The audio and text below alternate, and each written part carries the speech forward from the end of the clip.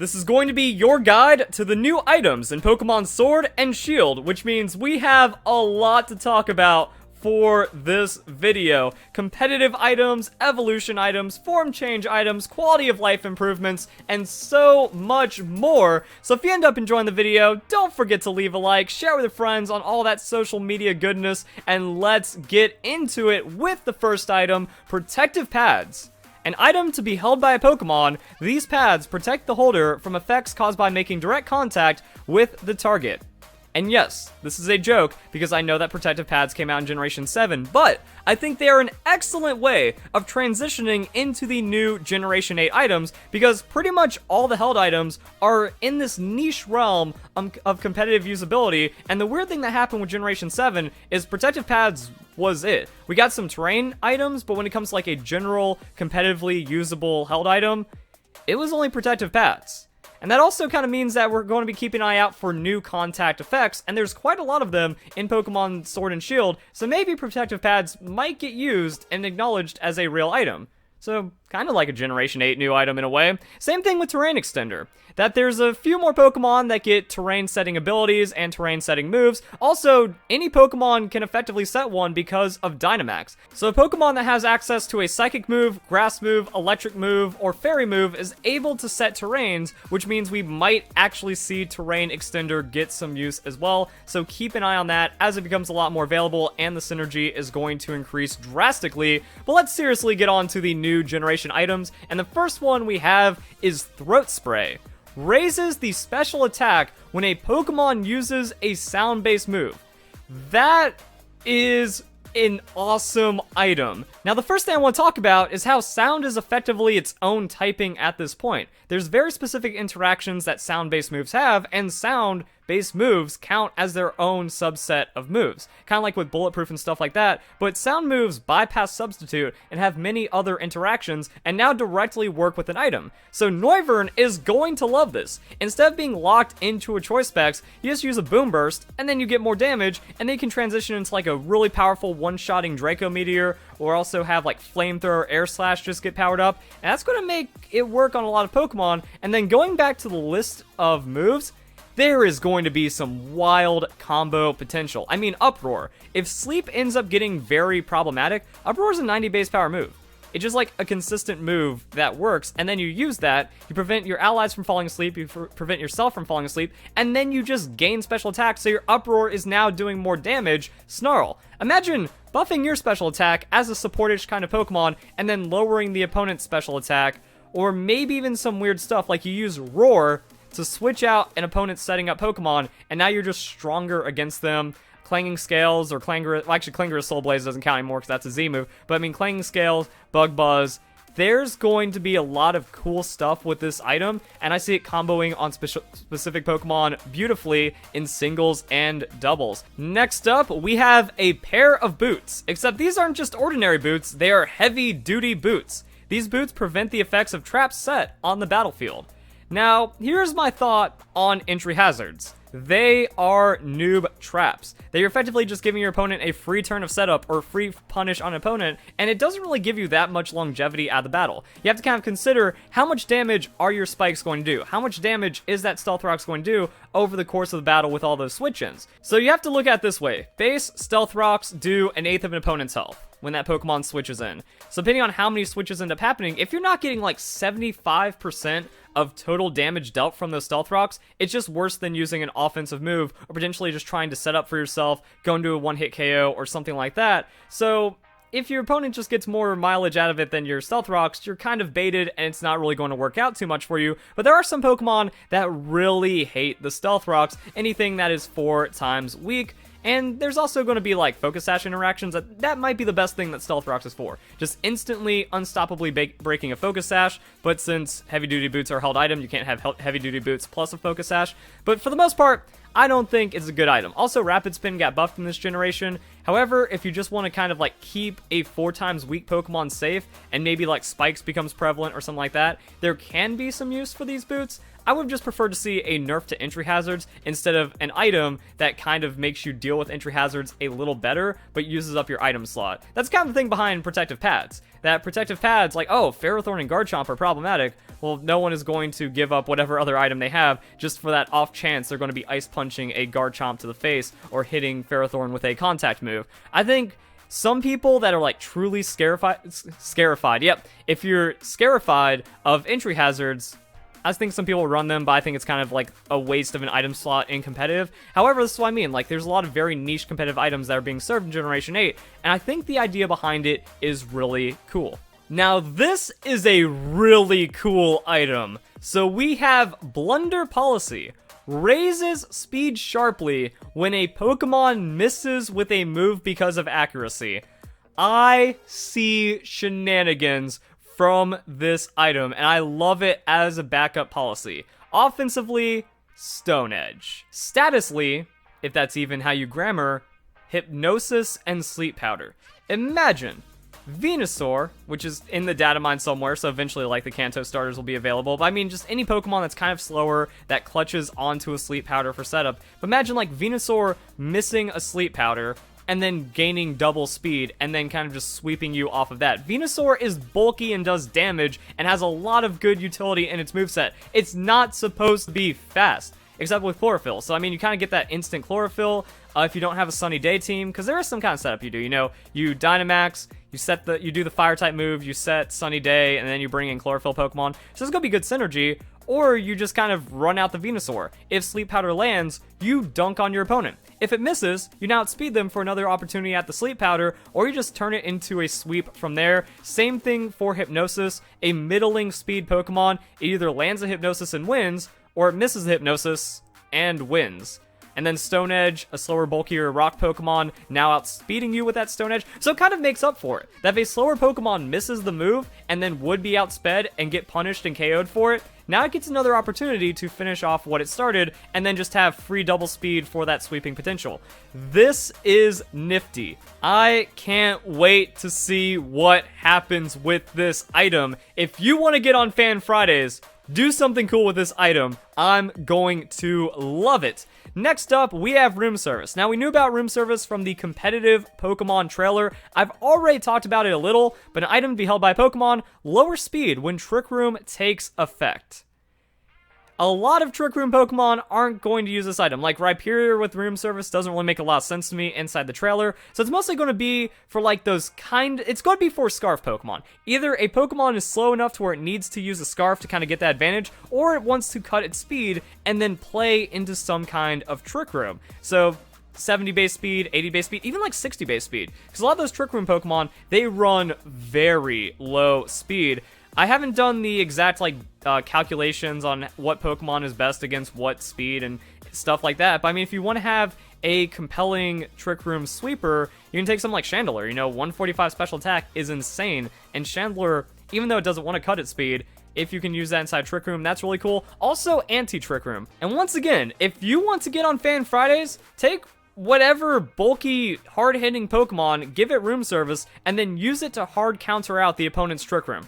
That I think that this is going to be not necessarily for you as much as the opponent. That Trick Room always finds a way in the competitive metagame. There's going to be like one regionals where someone wins with it because no one's prepared, and just one of those things that just pops up like a random anti-meta deck in Yu-Gi-Oh! Or something. So if you just kind of like tech it into a Pokemon, you know, we used to see stuff like this where you run Trick Room as well. So the opponent uses Trick Room, but you don't want Trick Room, so you have a Pokemon that has Trick Room to cancel it out, and then you kind of continue your play from there. This is going to kind of be like that, except instantly packed into an item. So do something cool with that. Get on Fan Fridays. Next up, we have Eject Pack. The other move that we knew about, or not the other move, the other item that we knew about, an item be held by Pokemon. When the holder's stats are lowered, it will be switched out of battle. I think this is a noob trap bad item. I don't think it's going to do much of anything. It sounds cool. I've been seeing some people say some neat things about it, like, oh, you use Draco Meteor and you bounce out and do an insane amount of damage, then you just come back in and use Draco Meteor. Isn't that what Scarf is for? That while you're not doing, like, it's a mix of a lot of weird things. You know, if you have Scarf plus Volt Switch on Rotom Heat, you kind of get the same effect, or any Pokemon with U-Turn that also has a dropping, like a status lowering kind of move for insane damage. So there are some options that you have there, but the thing is, you use a Jetpack once, and then it's gone, and then you're out. And also, it could just be forced by an opponent. Like, your opponent brings in Intimidate, and then the turn just kind of gets canceled, and now you don't have an item, and because the opponent just used an ability. So you take a massive disadvantage. Also, there are max moves. There's Dynamax moves that end up reducing stats of a Pokemon. So something like the Max Strike, the normal type max move, lower speed. So I hit you with that, your speed is lowered, you take damage, and then you get popped out. I don't think there's as cool of combo potential as people would expect, and I don't think it's going to be that great of a meta item. So there's a couple of these that are misses, but a few of these are also pretty good hits. And then this item doesn't even make any sense to me. Sturdy Umbrella protects the holder from the effects of weather. But isn't that just safety goggles, and safety goggles has better effects? An item to be held by a Pokemon, these goggles protect the holder from both weather-related damage and powder. Now, I see this being a little different. Like, you have to go big brain to figure out how the umbrella is going to work. Because there are negative effects of weather that aren't just taking damage from sandstorm and hail, such as if you're in sunny day, thunder and hurricane's accuracy is reduced to 50%. So I guess that's kind of how it could possibly be used, maybe? Or maybe this is just purely a trick item, that what you want to do is you want to swap this item onto the opponent. If you give this to the opponent and they're trying some kind of crazy weather shenanigans, because weather is free now. You Dynamax, you set weather, you get terrain, you get all kind of crazy stuff going on, but if you just get rid of that, then they're not getting the boost and they're not getting any effect of it. So it's kind of a weird item. But I think it's mostly going to be used in like that offensive, kind of disruptive kind of way than trying to gain some kind of benefit from it, since safety goggles is better if you don't want to like get hail killed on your Shedinja or something weird like that. So that's going to be it for the competitive items. Next up, let's talk about quality of life. There are candies, and there are multiple candies. So rare candy still raises a Pokemon by a level, but now if you participate in a max raid battle, you can get candy rewards at the end of them, and then you just get bonus experience. So the EXP Candy XL, as we saw from the recent Pokemon trailer, gives 30,000 experience. Now, for some Pokemon, this is going to be multiple levels all the way up to level 100, but then for the slower experience leveling Pokemon, it's not going to be level 99 to 100, and it's not going to give you a couple levels after like the mid-90s or something like that. But it is going to be nice if you stockpile these. You know, if you just go and grind out a ton of max raid battles, say they get super farmable, say there's a lot of like cool technique and cheese and exploits that come out from it, well then you can just turn around and be like, oh, I have like 100 of these candies, and now I can just get a couple Pokemon level 100, hyper train them, GG, easy, just like that. Then you pick up some other items. So I think it's going to be pretty nice. I think it's just cool that whenever you get rewarded for your gameplay, so massive quality of life. Then we have the mints. So we already saw this in the trailer as well. Same thing for the drinks. You know, the EV drinks, you can now use an unlimited amount of those. Just want to kind of bring that up, even though it's already been covered. These are purchasable with battle points, and it means that you can effectively change the nature of your Pokemon. Now, it states on the website it doesn't directly change Pokemon's nature, but the nature is effectively there as a vessel to make a Pokemon's stats enhanced. You give them the mint, it's going to be good to go. Other items, Dynamax Crystals. Now, from the data mine, there's a ton of these. So there's going to be many ways of obtaining these through events, and it seems like this is how the Pokemon Company is going to handle a lot of really cool things in the future. Instead of just giving you like a free mythical Pokemon or a free legendary Pokemon, you might have to do some kind of max raid battle to unlock some of these events, and at least it's active participation that has a reward inside of it. You activate the crystal, and then you get as many opportunities as you can before the day ends to capture that Pokemon and then claim it for your event. Now, next up, we are getting into spoilery territory. But if you're watching an item about everything about Pokemon Sword and Shield, might not matter too much for you, but the legendaries do have items that change their forms. So, the Zacian that we all know and love from the trailers and from all the official reveals, that's just not the Pokemon's natural form. It needs to be holding the Rusty Sword, and then it does some wild things. Changes the Pokemon's base stats, more about that in the Legendary Pokemon Guide when we get into it, and it adds the Steel typing, but on that, Zacian is just going to be a pure Fairy type and look like that.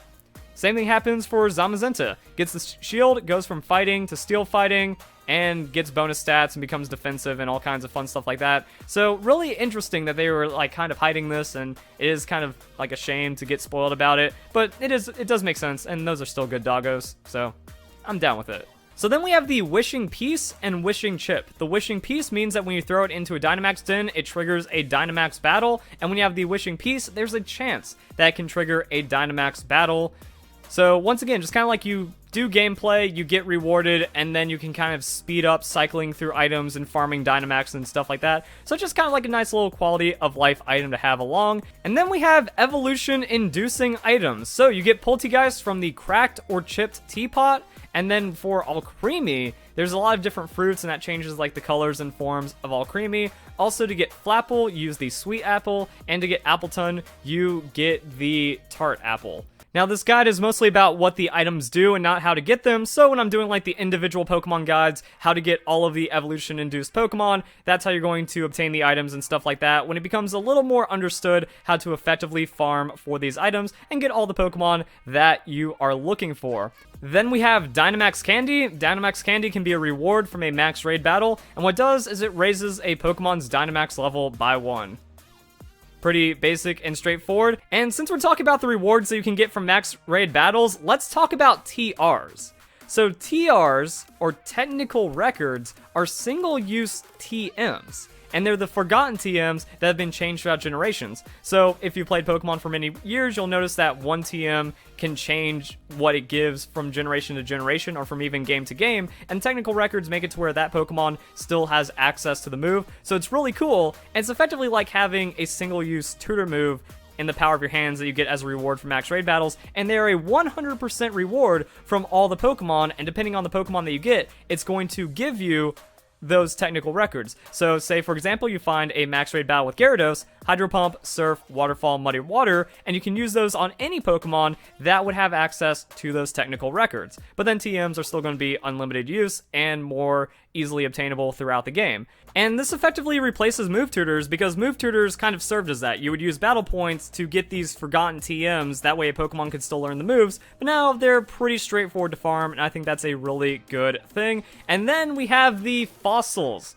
So there are 4 fossils in the Galar region, 2 heads of mysterious Pokemon, and then 2 bodies of mysterious Pokemon, and you can swap out any head and any body, and that is how you get Dracozolt, Dracovish, Arctozolt, and Arctovish. I don't really think there's that much for me to say, because this chart really explains everything. You got the Vish head, and then it does things, then you got the Zolt head, and it does things, then you get the items, and then you can make whatever fossil abomination that you want. I'm really not a big fan of the designs, but there you go. We have some Frankensteining what has science done inside of Pokemon. And then the last thing to talk about are the items used for Curry. Once again, going to be a lot more specific when it comes to the Curry guide, so subscribe, leave a like, share, all that fun stuff. And this is kind of what they look like. There's a couple indexes, there's quite a lot of ingredients, and then that is going to increase the potency of your curry and give you many beneficial effects from that. So if you all enjoyed the video, it's mostly about the competitive items, my thoughts for their usage, then kind of introducing you to some of the other things that Game Freak has done with Pokemon Sword and Shield.